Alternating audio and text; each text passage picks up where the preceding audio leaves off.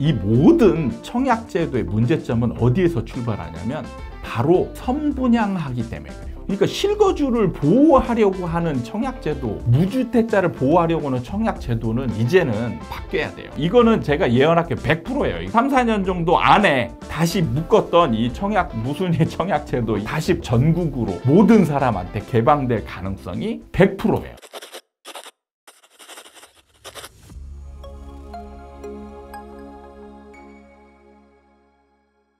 하나, 둘, 셋. 최근에 세종에서 무순위 청약이 있었습니다. 세종은 지금 전국을 살펴봤을 때 대구하고 거의 유의하게 굉장히 오래 기간 동안 심각한 하락 시장을 지나고 있는 대표적인 도시거든요. 그러니까 부동산 시장이 완전 침체 시장이에요. 이런 도시에 무순위 청약이 나왔는데 무려 경쟁률이 57만 대 1이었습니다. 비단 이 세종일만 아니고 최근에 보면은 2024년 7월에 경기도 화성에 동탄역 롯데캐슬 한 가구 모집에 무려 294만 명이 청약을 했고요. 거의 우리 로또 확률이 얼마인지 아십니까? 이게 이제 약 800만 분의 1이거든요. 거의 진짜 로또 수준인 거죠. 그 다음에 여기 같은 경우 청약홈 홈페이지가 마비가 됐습니다. 이례적으로 하루 더 연장해서 청약을 진행했던 그런 일이 있었고요. 그 전에는 또 2023년 6월에 흑석 자이가 82만 9,801 무지막지합니다. 그 다음에 최근에 이제 세종 지금 57만 대 1. 이런 식으로 무순위 청약을 한번 할 때마다 어마어마한 청약자들이 몰려서 부작용이 너무 심하다. 그리고 이제 또 볼멘 소리가 나오는 게 그 지역에서 지금 분양을 하는데 왜 전국적으로 모든 사람들이 이 청약에 참여할 수 있게 해주느냐. 그러니까 우리나라는 실거주를 굉장히 강조하잖아요. 그러면 예를 들면 지금 전국적으로 이걸 받는 사람은 사실상은 실거주라고 보기 힘들거든요. 뭐 예를 들어서 세종에 하는데 서울 사람이 막 청약을 넣어. 당첨되면 세종으로 이사 가겠냐고요. 안 가죠. 전세 놓지. 물론 이제 이사를 꼭 가야 된다 정해놓으면 가겠죠. 근데 지금은 뭐예요? 실거주 요건이 지금은 없어졌잖아요. 실거주 요건이 없어졌기 때문에 이사 안 가도 되거든요. 그러면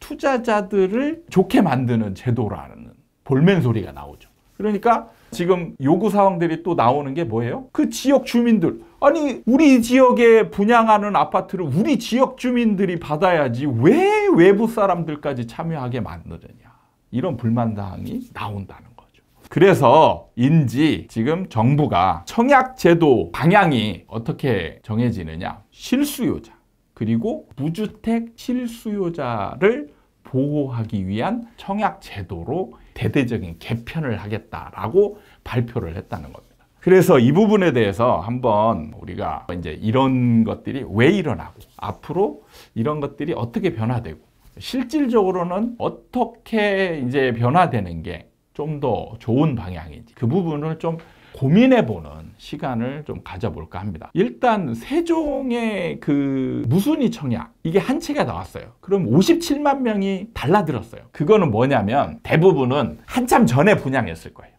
이미 여기에는 당첨자들이 다 정해졌습니다. 그런데 몇 년 전에 뭐 4년, 5년 전에 분양했던 거에서 이제 뭐가 하나 튀어나온 거죠. 그럼 이게 과연 청약 받은 사람이 취소해서 나왔을까? 절대 아니죠. 이런 상황은 취소하지 않습니다. 왜? 가격이 엄청 올랐잖아요. 분양가 대비 지금 시세가 엄청 올랐어요.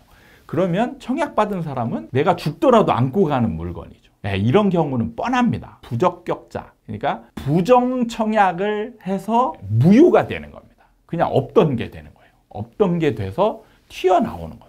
그래서 다시 옛날 처음 분양했던 상태로 되돌아가서 분양을 실시하는 거예요. 그러면 왜 57만 명이 달라드느냐? 5년 전, 8년 전 그 가격으로 분양을 하니까 지금 시세 차익이 어마어마하게 생기는 거예요. 지금 로또 청약이라고 하는 모든 무순위 청약은 다 기본적으로 시세 차익이 어마어마하게 보장이 되는 겁니다. 그러니까 미친 듯이 달라드는 거죠. 손해볼 게 없어요. 청약 넣었다가 떨어지면 노력 잠깐 하고 마는 거고 돈이 들어가는 것도 아니에요. 그러니까 미친 듯이 청약을 넣을 수밖에 없죠. 그러기 때문에 이제는 청약제도를 좀 보완을 하고 개선을 해야 된다, 이런 얘기가 나오고, 항상 우리나라의 주택시장의 정부 기조는 뭐냐면 무주택 그리고 실거주자 위주, 이 제도로 다시 환원하는 거예요. 뭐 이게 무순위 청약이라고 하죠. 이게 전국적으로 이렇게 아무나 받을 수 있는 그런 청약 제도였는지 한번 생각해 볼 필요가 있습니다. 2023년 2월에 거주 지역과 보유 주택 수에 상관없이 국내에 거주하는 성인 누구나 무순위 청약이 가능하도록 무순위 청약 요건을 대폭 완화했습니다.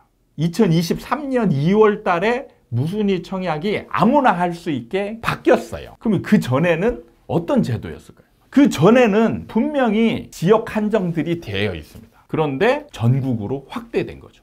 그럼 왜 됐을까? 이게 항상 제가 좀 답답한 부분이 뭐냐면, 이 제도들이요, 시장 상황에 따라서 그냥 변한다는 거예요. 이 제도의 그 장점이나 단점을 보완하고 이게 아니고 시장 상황에 따라서 바뀐다라는 거예요. 그 이전으로 가면 2023년 2월 달에 개정되기 전에 가보면 문재인 정부 시절이죠. 문재인 정부 시절은 어때요? 과열이죠. 과열이니까 청약 제도가 굉장히 규제가 심하게 들어갑니다. 아무나 못 넣게. 왜? 청약되는 자리마다 막 미친 듯이 청약을 넣으니까 청약을 제한할 수밖에 없어요. 그래서 과열할 때 제한하면 어떻게 해요? 지역과 주택 보유수, 그 다음에 소득 수준, 이런 걸로 제한할 수밖에 없어요. 그래서 문재인 정부 때는 제한을 했습니다. 그런데 갑자기 어떻게 됐어요?